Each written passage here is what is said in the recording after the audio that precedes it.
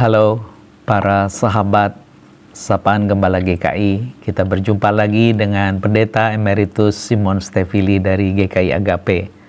Mari sebelum kita lebih lanjut berdoa mohon pertolongan Roh Kudus. Bapa yang baik, tolonglah kami untuk memikirkan beberapa teks yang berkait dengan pergulatan Yakub. Kiranya Tuhan tolong sehingga kami memahaminya dan menghidupinya. Dalam nama Tuhan Yesus kami berdoa. Amin. Ibu Bapak dan Saudara sekalian, beberapa ayat saya baca secara singkat dari pasal 28 yang ke-16 lebih dahulu. Yakub bangun dari tidurnya lalu berkata, "Sesungguhnya Tuhan ada di tempat ini dan aku tidak mengetahuinya." Ia takut dan berkata, "Alangkah dahsyatnya tempat ini. Ini tidak lain dari rumah Allah. Inilah pintu gerbang surga." Lalu bagian berikutnya saya akan membacakan dari pasal yang ke-32 ya. Saya akan membacakan ayat yang ke-27.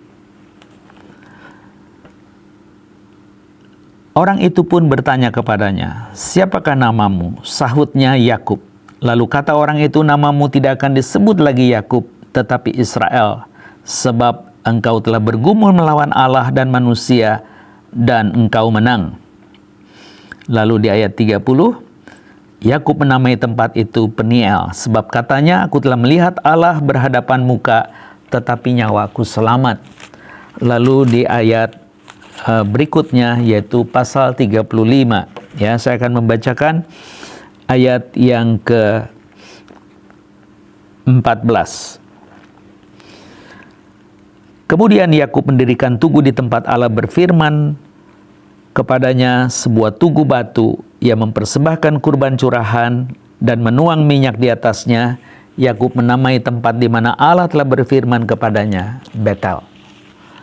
Yakub, Betel, Peniel menjadi kata yang mengingatkan kita seperti sebuah kunci memahami misteri perjalanan dari mulai remaja, pemuda, dewasa, bahkan berumah tangga. Pergulatan tentang materi selalu menjadi sumber konflik dimanapun seorang profesional berkarya.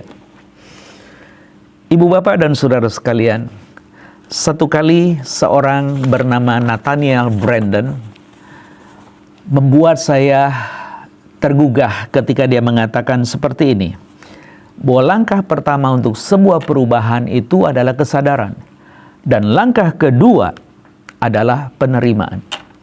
Jadi ketika orang mau berubah, dia harus sadar dan kemudian menerima apa yang dia sadari. Tidak heran kalau Nathaniel Brandon juga menambahkan bahwa inti daripada harga diri adalah mempercayai sebuah pikiran dan mengetahui bahwa pikiran itu mendatangkan kebahagiaan. Yakub coba merenungkan kembali apa yang dalam perjalanannya. Dia menipu ayahnya, dia menipu kakaknya. Dia mendapatkan semua yang dia rindukan, tapi ujungnya adalah penderitaan, bahkan ancaman kematian. Lalu bagaimana kalau dia harus menjadi apa yang disebut nenek moyang umat Allah, Israel? Maka dia harus berubah. Lalu bagaimana berubahnya? Tuhan sengaja mendatangi dia di dalam satu mimpi yang dicatat di Kejadian 28. Yang tadi saya bacakan, tempat ini dahsyat. Bahwa Tuhan hadir di sini tapi aku tidak tahu. Kesadaran itu mengubah dia. Sampai pada akhirnya dia mengambil satu keputusan. Apa yang Nathaniel Brandon itu juga mengungkapkannya. Apa yang menjadi ungkapan dia. Dia berkata seperti ini. Bahwa harga diri yang sehat adalah hal yang esensial bagi kesejahteraan jiwa. Bagi peraihan impian dan juga pemenuhan relasi. Yakub pada waktu itu punya semua, tapi jiwanya tidak sejahtera. Perayaan-perayaan dia itu oke, tetapi justru dia diancam dengan kematian. Berarti relasi dia dengan kakaknya, dengan keluarganya tidak akan pernah beres. Oleh karena dia tahu bahwa dia itu bertanggung jawab untuk semua yang dia harus selesaikan. Ada bagian dari Nathaniel Branden juga yang mengatakan, jika aku suka hidup dengan berhasil, katanya, saya harus membuat diriku bertanggung jawab untuk segala yang sudah kumiliki hari ini. Jadi kata berikutnya, tanggung jawab itu menjadi pegangan yang harus dibenahi. Apa yang sebenarnya dia harus lakukan? Dia mendapatkan satu pertolongan dari Tuhan, yaitu ketika Tuhan menjumpai dia dalam pergulatan, mati hidup karena dia memang sedang ketakutan akan ditemui kakaknya dengan 400 serdadu. Tapi disitulah dia mendapatkan satu kepastian pikirannya yang menjadi sumber kebahagiaannya.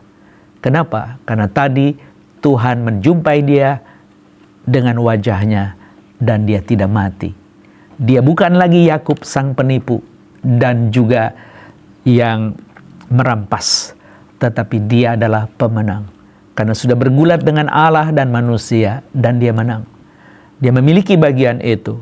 Dan ketika dia berubah, dia berkata dengan satu tekad, kalau engkau membuat aku dalam perjalanan ini berhasil, memberi makan, memberi pakaian, dan tiba di rumah ayahku dengan selamat, engkau adalah Tuhan Allahku, dan kuberikan persembahan 1/10.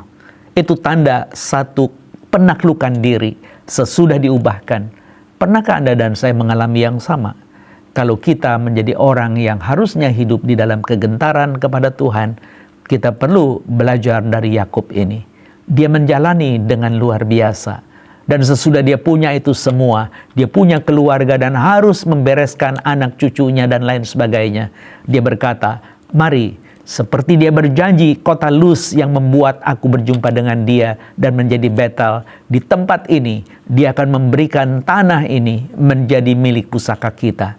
Dia beresin itu ibu bapak. Dengan apa yang dicatatkan di dalam Kejadian 35.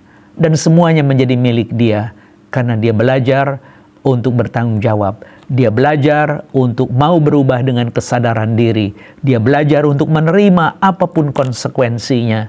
Maka engkau dan saya juga belajar boleh menyenangkan hati Tuhan dengan penuh sukacita dan bahagia karena harga dirimu sudah ditebus oleh Kristus dengan kematiannya di kayu salib, bukan untuk berbuat tipuan, perampasan, iri, dan lain sebagainya, tapi memuliakan Allah dengan rasa syukur. Kiranya Tuhan akan menolong kita terus dan nama Tuhan dipermuliakan di dalam keseharian kita. Mari kita berdoa. Bapa yang baik, kiranya Engkau menyertai dan menolong, sehingga apa yang kami renungkan bersama ini bermanfaat. Belajar dari seorang Yakub yang diubah kepribadiannya dengan nama Israel, yang artinya dia yang sudah bergulat dengan Allah dan manusia, dan dia adalah pemenang. Tidak lagi hidup di dalam kecengengan.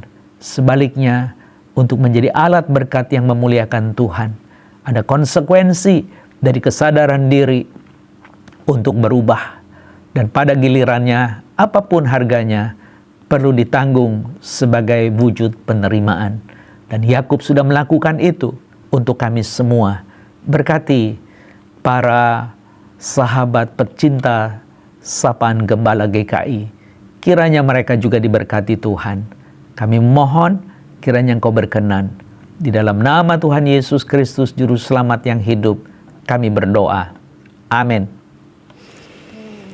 Sampai jumpa kembali di dalam Sapaan Gembala berikutnya. Tuhan Yesus memberkati.